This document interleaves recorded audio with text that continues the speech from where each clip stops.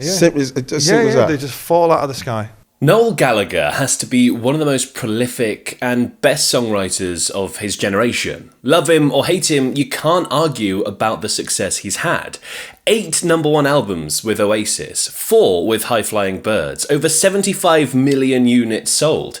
He was the main songwriter of a band that changed the face of British rock.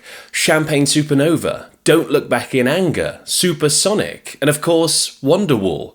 He wrote songs that are stamped into rock history forever, whether you like it or not.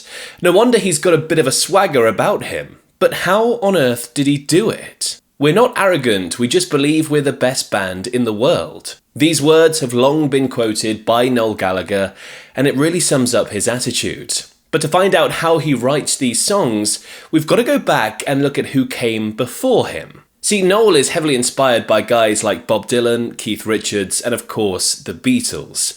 So it's not surprising that when he approaches his songs, he follows some of their techniques. Now, I'm mainly going to talk about Bob Dylan's approach in this video because Noel Gallagher definitely took a leaf out of his book. Many called Bob Dylan the voice of a generation, and for good reason. But his songwriting technique was quite unique. Dump now, edit later. This approach is often used by authors, directors, and playwrights. Essentially, it's the practice of just writing everything that comes into your head, whether it's brilliant or rubbish, and then piecing it together afterwards to make a sort of cohesive result at the end. Now, this process was heavily encouraged by poet and friend Allen Ginsberg, who even went out on tour with Dylan in 1965, and helped him a lot with his songwriting process. Dylan would fill stacks of notebooks with scraps of lyrics, random thoughts, ideas, and notes for himself. Looking at them now, a lot of the time they resemble nothing like someone writing a song. They resemble more of a diary than lyric sheets. He would create a narrative of an idea and then pick songs out of it. But why am I talking about someone who was doing this 30 years before Noel Gallagher? Well, here's 2 pictures. And you can see the similarity, can't you? Noel Gallagher used a really similar approach. He would write down different sets of lyrics, often crossing them out, lifting a line here, dropping a bridge there, until the finished song was an amalgamation of not quite right parts. He would chop and change and move around his lyrics until it just felt right. But lyrics are of course only one part of a song. He has that knack for making songs that just sound so right. And that's because that's the most important part for Noel Gallagher. He's always said that it's the melody of a song that people remember, not the lyrics. And he takes this approach with his songwriting. The chords are nothing in what I do. The chords are nothing. They are completely meaningless. It's all about the melodies, because that's what sticks. Because the guy, when he's going to work in the morning, he's whistling the melody. He's not thinking about the chords. In fact, he's developed a pretty interesting method of, well, not trying to write a song. I write without writing. I've developed a style of sitting down, watching the TV with the guitar, playing some chords, and then suddenly I'll take notice of what I'm doing and think, oh, they sound good. And then persevere with that until a melody arrives, and if it's good, you remember it. And I think this ties in nicely with Noel's surprising lack of any music theory. He's been very open that he was never taught anything musically by anyone, and that he relies totally on instinct and inspiration. He said he finds the idea of musical theory utterly laughable. I was having this conversation with her, and she'd studied musical theory, which I found and still do find to this day hilarious, you know what I mean? The theory of music. No. What's all that about? Yeah, do you know what I mean? So she was saying, well, for you to come up with that chord, you must have studied musical theory. And I was like, I can assure you, love, that I haven't. I wouldn't even know where you go to study that. I can't even spell theory, you know what I mean? You know. Noel Gallagher learnt music by loving music. He spent his childhood and teen years absorbing greatest hits compilations of all of his favourite bands. He was a roadie for In Spiral Carpet before he joined his brother in Oasis. And all those hours and hours of soaking it all up made music a part of who he is.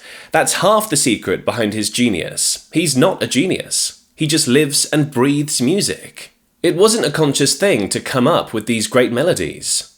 I don't know where they come from. I don't want to know where they come from. I get asked a lot why, how, what. I'm not interested. It's all magic to me. His philosophy on songwriting is the same as a lot of other greats. That the songs are already there, waiting to be found. He's talked about guys like Keith Richards, who believes that songs are already fully formed, that they're floating somewhere in the air, waiting to be found. He's talked about Neil Young, waiting by the rabbit hole and grabbing the song when it pops its head out. Loads of artists have similar feelings. As Michelangelo famously said, "The sculpture is already complete within the marble block before I start my work." As for Noel himself, he likes to call it fishing for a song. We all think that songs are there fully formed, and I'm just in the river fishing. Sometimes you get one and sometimes you don't, And but if you're not fishing, Bono's going to get it, or Chris Martin. What I think is funny is that Noel's openly admitted he's not a very good guitar player. He learnt by trying to play along to his favourite songs, and when he realised he wasn't that good, ended up coming up with his own stuff. He'd even experiment playing other people's songs with the chords in the wrong order, just to see what it sounded like. And he ended up writing some of the biggest songs ever with this nonchalant attitude.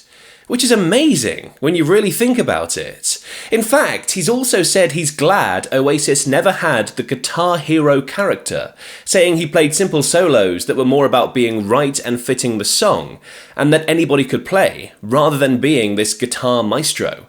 That's not to say he didn't use some clever tricks though. He'd do all sorts of stuff, even recording guitars backwards and overdubbing them to give the song more texture and atmosphere. And despite claiming to be not very good on the guitar, he's a master at building layers. He combines acoustic and electric guitars with subtle lead lines and touches to give things emotion. It's simple stuff, but it's done brilliantly. So that's the bones of how he writes songs. But let's look at some examples of it in action.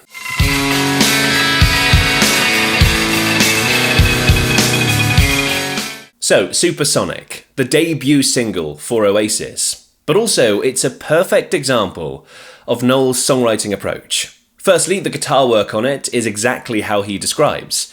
There's absolutely nothing flashy going on. It's 4 chords, a catchy tune, and a really simple solo that gets stuck in your head. But the other reason this is a good example of how he worked is how quickly he and the band wrote and recorded this song. It took just one night, in fact, or even less than that. The way Noel tells it is the boys had gone out to get a takeaway, he ducked into a back room in the studio, and claims he wrote Supersonic in however long it takes 6 other guys to eat a Chinese meal. He showed the band, they all jumped on their instruments, and that was that. Written, recorded, and mixed that night. And it's textbook Oasis, nothing out of place, just a simple song that gets you moving. And talk about pulling a song out of the river. Fun fact actually, Noel has said that the lyrics to that song really aren't about anything, it's just a bunch of stuff that sounded good. Dump now, edit later. Another early hit shows how he wasn't afraid to take inspiration from others as well, and that songs can come from unexpected places. Live Forever was one of the first songs Noel wrote for Oasis. It actually started way back in 1991, after a work injury suddenly gave him much more spare time. And that's when he started playing around with the Rolling Stones song Shine a Light. He took the melody and fitted his own lyrics to it. That became the intro of the song. And if you play them back to back, you can really hear the similarity.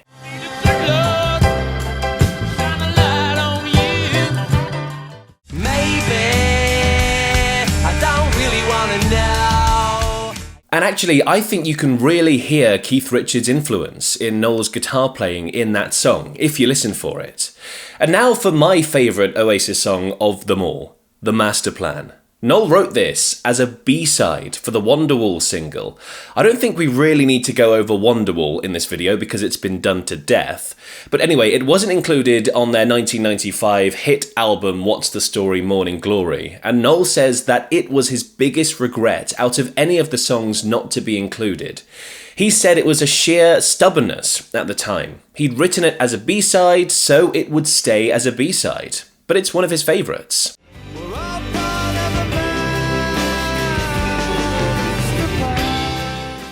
And sticking with B-sides, Acquiesce is another one that perfectly shows how Noel's songwriting was pure instinct and feel. That song came about because of a delay on the train to a recording session in Wales. Bored, Noel sat there humming a tune over and over.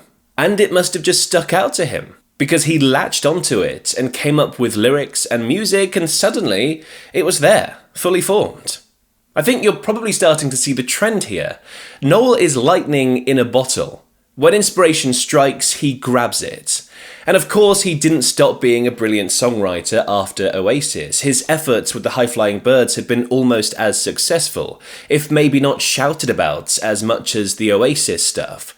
I think here he's a victim of the sheer success of Oasis. The die-hard fans were never going to show the same love to whatever came after that. And he knows that perfectly well as well. I've seen interviews where he compares himself to going to a Paul McCartney show and saying, "We're all here for the Beatles songs, not Wings."